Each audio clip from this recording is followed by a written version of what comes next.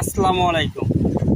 এখন আপনাদের দেখাবো মালদ্বীপের বৃষ্টি আসার দৃশ্য সাগরের পাশে থেকে। একদম দেখেন, মালদ্বীপে যখন বৃষ্টি আসে তখন কত সুন্দর পরিবেশ।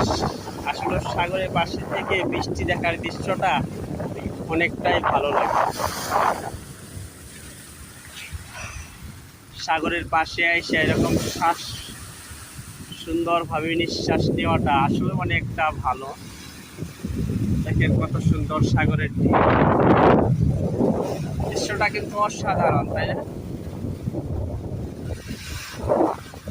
সাগরের পাশে আইসা